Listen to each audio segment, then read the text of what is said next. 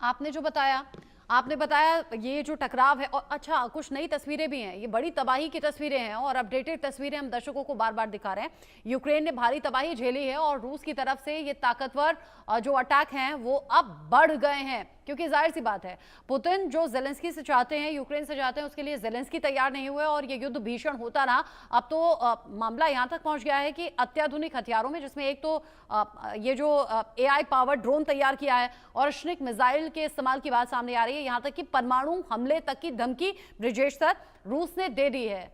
तो क्या अब यूक्रेन का ये अंत नजदीक है, क्योंकि जेलेंस्की झुकेंगे नहीं, पीछे हटेंगे नहीं? रचना जी, मुझे नहीं लगता है कि जेलेंस्की जब तक नहीं झुकेंगे, जब तक कि उनको सपोर्ट मिलेगा नेटो से। एक वक्त के बाद में इतनी बॉम्बिंग होती है, इतनी डिस्ट्रक्शंस होते हैं। 3.5 साल से हमने देखा रशिया ने न्यूक्लियर पावर प्लांट पे, एनर्जी सेक्टर पे, पॉपुलेशन पे इतना हमला किया है। उसके बाद में कोई शायद उनको वो दर्द कम होता है, वो they have got proof of the pain which the Russians are inflicted. और इस माहौल में हम ये देख रहे थे कि रशिया का थोड़ा पल्ला भारी भी हो रहा है। उन्होंने कर्ड जो एरिया उन्होंने जीता था, यूक्रेन ने उनको हटा दिया। पूरे ईस्टर्न और सदर्न एरियाज में जो कब्जा है उसमें उनकी फौजें भी आगे बढ़ रही थी। और अमेरिकन प्रेसिडेंट भी कुछ नहीं कर रहे थे, वो कुछ कर सकते थे, जैसे कि रशिया के ऊपर और सैंक्शंस लगाना। दूसरा, यूक्रेन को खुले फिर सहायता देना जो उन्होंने बंद करके। तो इस माहौल के बीच में जो 1 तारीख को ड्रोन अटैक जिसका जिक्र भी आया था, जो जेलेंस्की के एसबीयू ने की है, वो काबिल तारीफ है। किसी भी मिलिट्री एनालिस्ट को दुनिया भर में इससे लगेगा कि ये बहुत ही पावरफुल चोट पहुंचाएगी। उसको करने से उनके फौज का, उनके देशवासियों का भी मनोबल बढ़ेगा। और लड़ाई में खाली हथियार से लड़ाई नहीं होती, will to fight is lot more important. वो ज्यादा एक क्या कहते हैं, हम लोग कहते हैं फोर्स मल्टीप्लायर है। आपका एटीट्यूड क्या है लड़ाई के बारे में, दुश्मन से को हराने के लिए या उनको नष्ट करने के लिए। तो वो माहौल थोड़ा यूक्रेन में अभी थोड़ा बदला है। जहां तक कि आपने सवाल पूछा न्यूक्लियर आर्म का, तो 2-3 चीज देखना पड़ेगा। इस तरह का तमाचा जो डाला लगाया है पुतिन के चेहरे पे इंडिविजुअली जेलेंस्की या यूक्रेन ने, वो बॉम्बिंग करके, उसके ऊपर लग रहा था कि कुछ रिएक्शन आना चाहिए। जो हार्ड लाइनर्स रशिया कह रहे थे अभी समय है इनको घुस के निपट के न्यूक्लियर बॉम्ब का इस्तेमाल। बट शायद वो अच्छी चीज है कि उन्होंने रिस्ट्रेंट भी रखा है। उसके अलावा न्यूक्लियर वेपन्स का जो इस्तेमाल है उससे बहुत सारी रैमिफिकेशंस हैं, बहुत सारी दुनिया भर की रैमिफिकेशन। तो वो शायद कोई भी मेच्योर रशिया जैसा मेच्योर नेशन, बिकॉज उसके पास सबसे ज्यादा स्टॉक पाई है और उसको खुद की हानि होगी।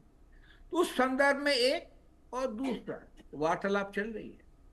ये 1 तारीख के हमले के बाद भी पुतिन साहब की खूब लंबी बात चली है ट्रंप साहब के साथ, जिसके बाद ट्रंप ने कहा था कि अभी पुतिन बदला लेंगे।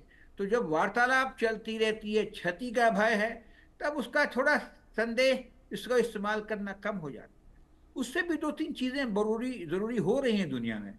G7 की मीटिंग इस वीकेंड को है, 14-15 तारीख को। तो G7 के नेटो के चारों बड़े देश सम्मिलित हैं। अमेरिका भी है, ऑफ कोर्स जापान और क्या कहते हैं कनाडा भी है। उसमें भी पुतिन साहब जा रहे हैं। उसमें इस विषय पे मैं समझता हूं जरूर विचार विमर्श हो। और उससे भी ज्यादा इंपॉर्टेंट है, अगले हफ्ते नेटो की मीटिंग है ब्रसेल्स में, तो वो डिसाइड करेंगे। तो नेटो और यूएस की जो टकराव है इस बात पे नहीं है कि रशिया के अगेंस्ट हम लड़ाई करनी है। इस बात पे है कि कितना पैसा, कितना बजट यूरोप खुद खर्च करना चाहता है। रशिया, अमेरिका को लगता है कि यूरोप ने अपना एक्सपेंडिचर डिफेंस का नहीं करके अमेरिका का एक्सपेंडिचर कर, अमेरिका के मत्थे टाल रखा। तो वो उनकी आपस की लड़ाई है, उसमें थोड़ा फर्क भी पड़ा है। हमने देखा जो पोलैंड और रोमानिया छोड़ के जिनका एक्सपेंडिचर करीब 4% ऑफ जीडीपी है, ब्रिटेन ने बढ़ाई है 1.8 1.9 से 2.5 किया है। जर्मनी भी बढ़ाएगा। तो उस तरह की माहौल में देखते हैं क्या चलेगा। मैं खुद, मेरा मानना है कि इतने थक गए हैं रशिया और उनके लोग भी जो पुतिन को सपोर्ट करते हैं, ये क्लोज सोसाइटी है, क्या होता पता भी नहीं चलता। और ये तो पता चल गया कि ये इनविंसिबल नहीं है। अगर ये पता चल जाता है और 3.5 साल के बाद में एक स्टेलमेट सा नजर आता है, तो एक वातावरण बन जाता है और लोग नच करते हैं कि आप बात कीजिए, बात कीजिए। तो मैं समझता हूं उस की तरफ हम बढ़ रहे हैं। खाली अच्छी बात डिप्लोमेटिकली यही हुई है कि उन्होंने जो सोल्जर्स हैं 25 साल से कम उम्र के हैं, जिनको ज्यादा चोट लगी है, हताहत, और जो डेड बॉडीज हैं वो एक्सचेंज, कल भी शायद मेरे ख्याल है 1500 इस तरह की बॉडीज एक्सचेंज हुई हैं। ये पॉजिटिव एस्पेक्ट है और we have to be permanently looking at something which is more लेकिन अब पॉजिटिव। शुरुआत से ही एक चीज देख रहे हैं, न तो पुतिन